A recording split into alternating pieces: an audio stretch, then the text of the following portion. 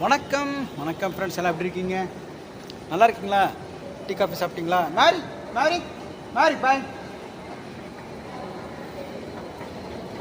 மீராமா வந்து அவங்க அம்மா வீட்டுக்கு போகிறாங்க இன்றைக்கி. நாளைக்கு அவங்க பிரதர் வந்து ஒரு ஷாப் ஓப்பன் பண்ணுறாரு.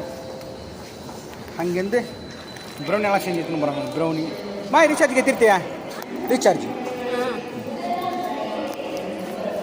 நாளைக்கு 12 மணிக்கு தான் ஓப்பன்.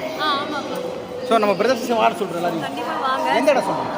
கரெக்டாக வந்து சவுண்டேஷ் பஸ் ஸ்டாண்டு பக்கத்துலேயே ஒரு சூப்பர் மார்க்கெட் இருக்கும். அது வெளியே தான். உங்களுக்கு பார்த்தோன்னே தெரியும், பிரைட்டாக இருக்கும், சில் ஸ்பாட்டில் இருக்கும். தம்பியோட செகண்ட் ஃப்ரெண்ட்ஸ் அது ஆக்சுவலி. ஓகே ஓகே, நாளைக்கு நான் வரேன். நாங்கள் வீடியோ போடலாங்க. ஓகேவா? சரி.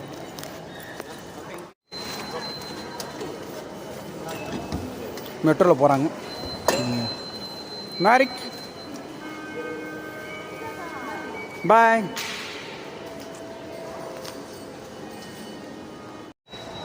ஓகே, இது வந்து மவுண்ட் ரயில்வே ஸ்டேஷன்.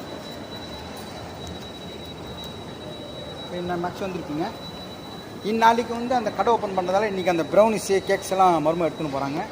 நாளைக்கு ஒரு வீட்டிலேருந்து தம்பிக்கு காலை டிஃபன் மத்தியானம் சாப்பாடுலாம் கொடுத்துட்டு நானும் ஒய்ஃபும் அந்த இடத்துக்கு போவோம். அங்கே போய் நான் வீடியோ கண்டிப்பாக போடுறேன். இப்போ வந்து பூந்தமல்லி அப்புறம் வந்து நெற்குன்றம் அங்கே டெலிவரி கொடுத்துட்டு வந்தேன். குழம்புத்தூள், சாம்பார் தூள், ரசத்தூள் கேட்டிருந்தாங்க. ஒரு சிஸ்டத்துக்கு கருவேப்பிலை தூள், முருங்கை பொடி கேட்டிருந்தாங்க. ஐயோ, ஏன் கேட்குறீங்க? முருங்கை இலை பொடி கேட்டுறாங்களே, கேட்டு செஞ்சு தர வேண்டியதாக இருக்குது. ஆனால் அந்த முருங்கை இலை எடுக்க போதும். நம்ம வீட்டில் முருங்கை இலை கம்மியாக இருக்கும். அதாவது மரத்தில் கொஞ்சம் கம்மியாக இருக்கிறதால எடுக்க முடியல நம்மளால்.